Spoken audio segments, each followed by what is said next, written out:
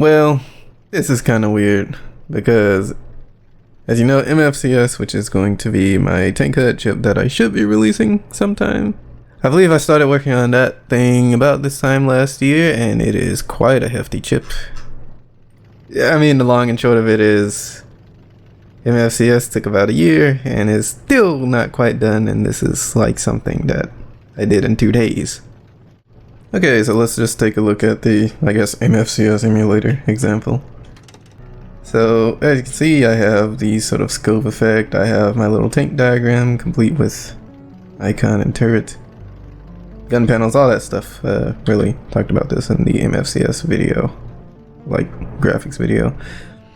And you can see they actually unload depending on which camera perspective I'm in. So that's the first example, and you basically can make a full-on tank heads-up display in this. However, this example is well, quite hefty.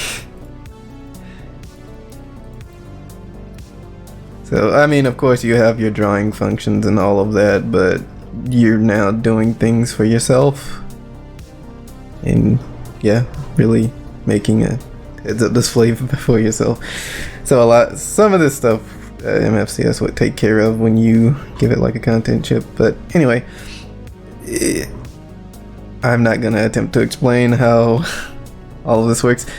Let's take a look at the basic example, well, basic quote unquote. So this doesn't have any of the fancy stuff. All it is a static sight and a crosshair, and they're always loaded.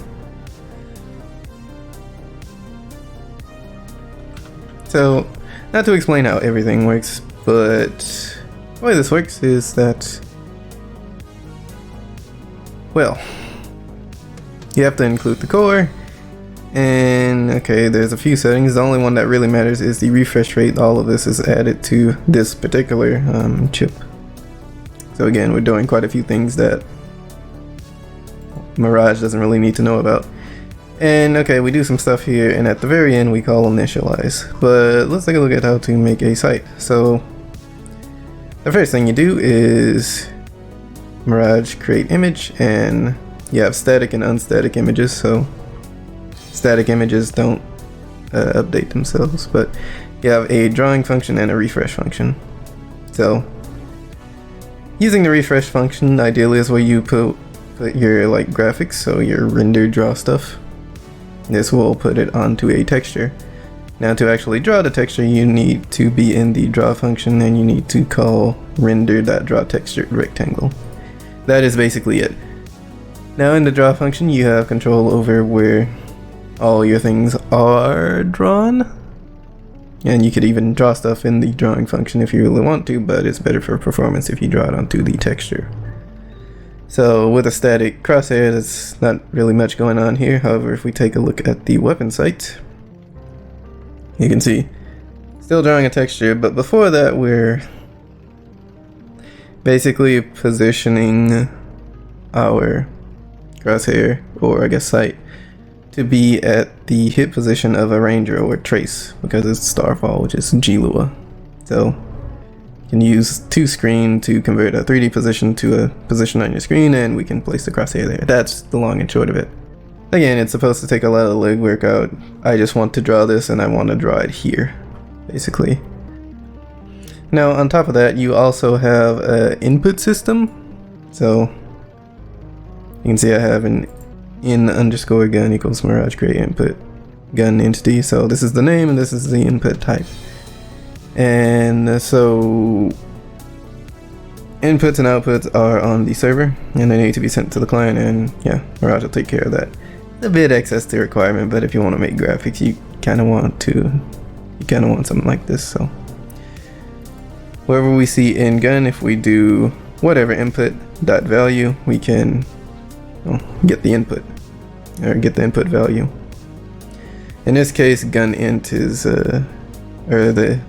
it's holding an entity input, and I want to use that to actually position my sight, remember?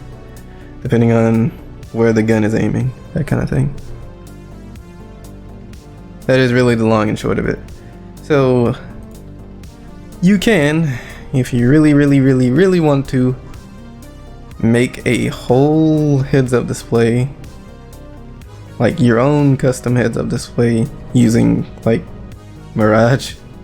This thing. Respawn my tank.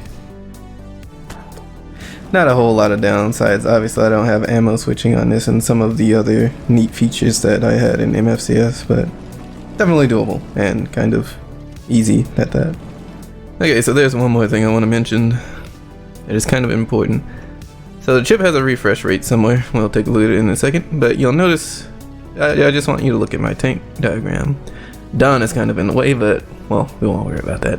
So you can see, actually the tank diagram's update rate is pretty snappy. However, you can also see next to the tank diagram, the response to all the engine's RPM is like really quite laggy.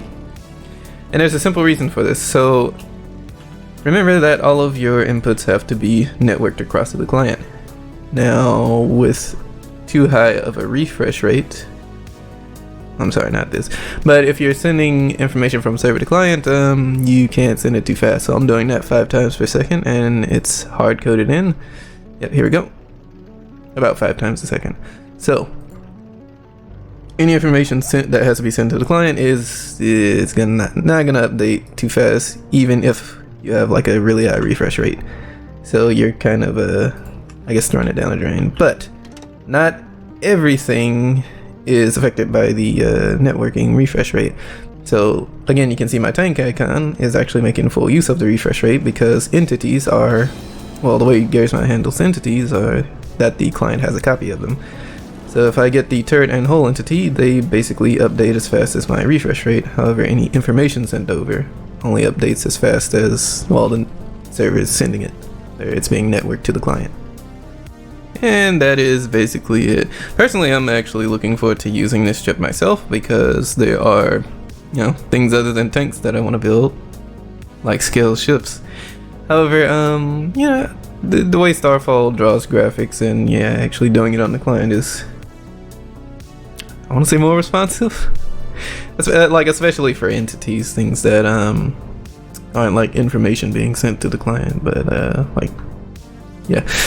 Just getting entity rotation angles. So you can think of like a ship that has multiple gun turrets. That's gonna look really nice in Starfall, but in EGP it's kind of weird. So I can see myself using this for sure, and hopefully it's a easy way to get into drawing graphics on Starfall because it's Starfall and there's a lot of legwork to doing anything. So we'll see about that. This isn't gonna be able to replace MFCS though, because that chip does a whole lot of stuff and kind of has like built-in interactions. Okay, you want like ammo counts and be able to figure out which ammo type you have loaded, select it, whatever, and like, yeah, all of this other fancy stuff. And there's a reason it's a big spider web now and is like over 3,000 lines of code. So, and I still need to finish it. Anyway, I like this chip and I hope you like it too. But with that out of the way, I'll see you around.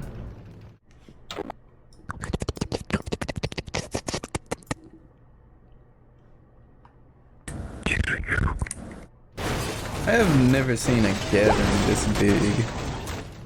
What do you mean? On Gmod. There's this like contraption and everyone's gathered around it. Oh.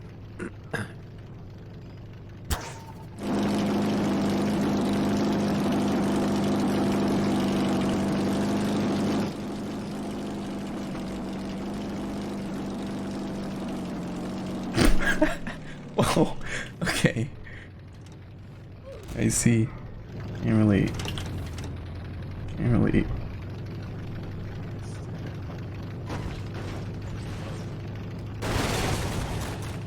Alright.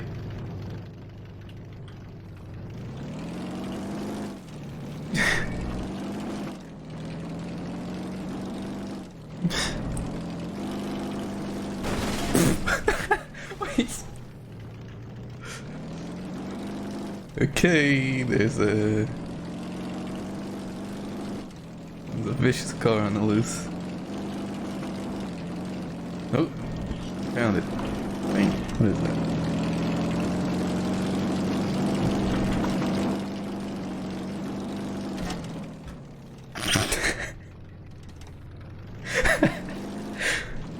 Don't mind me, I'm just looking.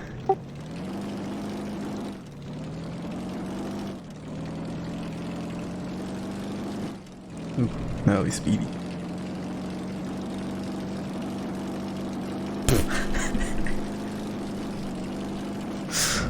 Oh my gosh.